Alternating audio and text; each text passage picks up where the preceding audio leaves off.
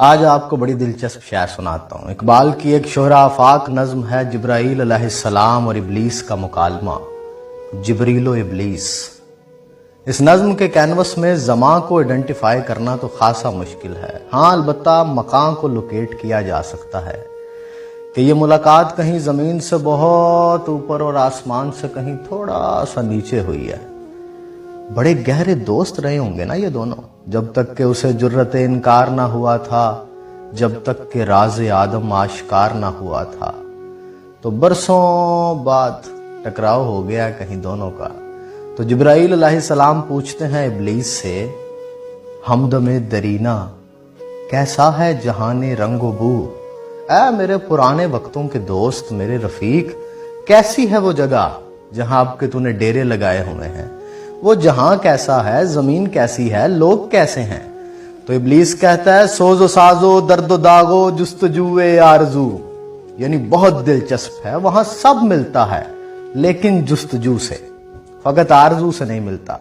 جنت میں تو آرزو سے ہی سب کچھ مل جاتا ہے نا، یوں چاہا وہاں اور یوں آ جاتا ہے، لیکن یہاں ایسا بالکل نہیں ہے۔ وصال یار بڑی چیز ہے مگر ہمدم وصال یار فقط آرزو کی بات نہیں، وہاں ارتھ ڈسپلن ہے، ان دونوں کے درمیان ایک لمبا فاصلہ ہے اور اس فاصلے کو طے کرنے میں بڑی لذت ہے۔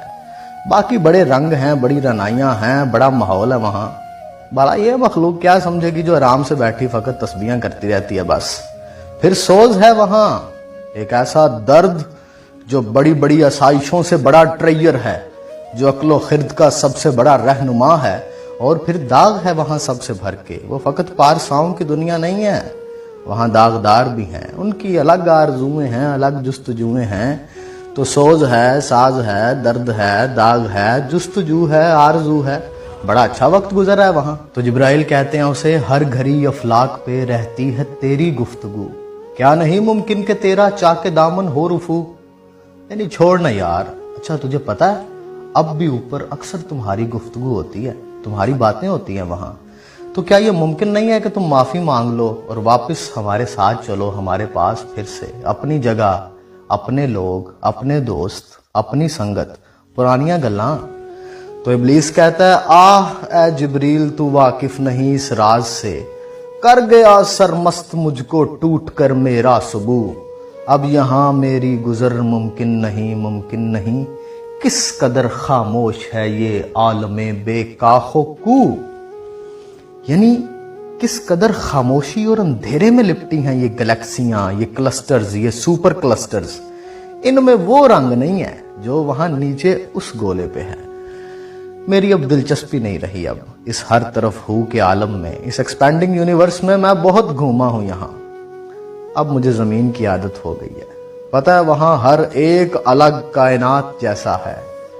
تو جبرائیل کہتے ہیں، نہیں یار چھوڑو، انکار سے توبہ کرو، واپس چلتے ہیں۔ تو وہ کہتا ہے، جس کی نومیدی سے ہو سوزے درون کائنات، اس کے حق میں تکنا تو اچھا ہے یا لا تکنا تو، اور میرے انکار سے ہی تو یہ سلسلہ چل نکلا ہے، یہ کاروان حیات اسی انکار کا نتیجہ ہے۔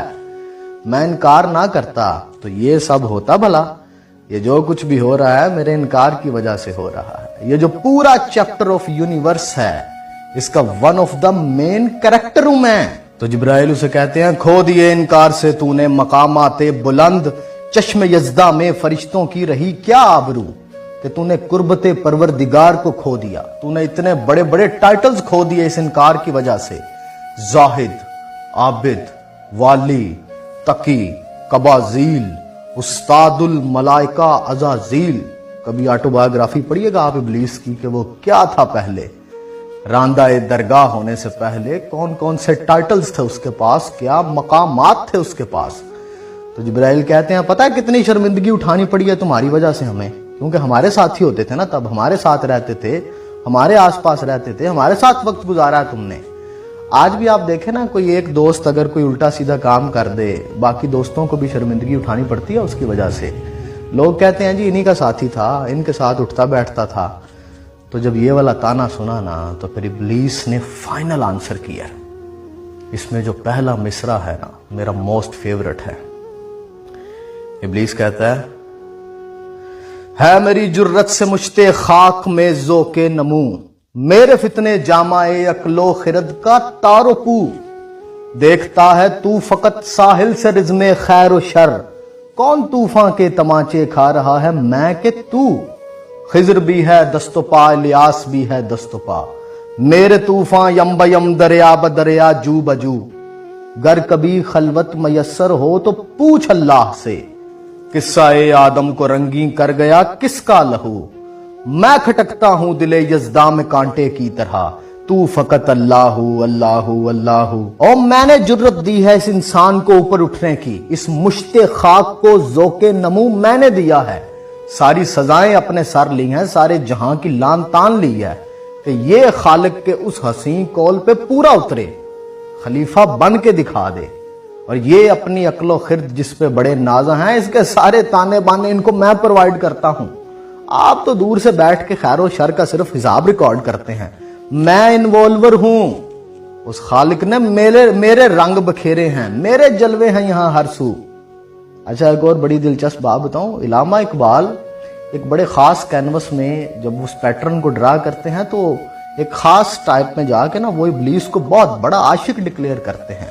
उन्होंने उसे एक टाइटल दिया हुआ है अपनी शायरी में, ख्वाजा ए अहले फिराक, यानी इस कायनात में जिन जिन का महबूब उनसे बहुत दूर है, ये आइकन है उनका, ये लीडर है उनका। तो उस जगह पे ना दूसरी जगह ये, वहां पे जब इब्लीस के साथ मुलाकात होती है इकबाल की, मौलाना रूमी भी साथ हैं, उनके मुर्शद हैं, तो वो मौलाना रूमी से पूछते हैं इकबाल कि ये कौन है, तो वो कहते हैं ये ख्वाजा ए अहले फिराक है। तो वहां किसी बात के जवाब में इब्लीस ने कहा कि मुझे ऐसे जज मत करो, मेरा भी एक बातन है जिसकी तुम्हें अभी समझ नहीं है। जैसे खिजर अलैहिस्सलाम की बातों की मूसा अलैहिस्सलाम को समझ नहीं आई थी, क्योंकि उनका एक ज़ाहिर था और एक बातन था। तो उस मोहब्बत को शो किया यहाँ इस सेकंड लास्ट मिसरे में ना, कि किसी के सामने मेरे महबूब से मत पूछना, गर कभी खलवत मयस्सर हो तो पूछ अल्लाह से, किस्सा ए आदम को रंगीन कर गया किसका लहू। और जोगी जेल में ना जंजीरा सीना, तू है साहिबे इकबाल में खस्ता हाल, निढाल को जाम प्याल विसाल में नू अक्सीर है, गए निगाह दे तीर कलेजा चीर, तेरी तस्वीर मेरी जागीर है।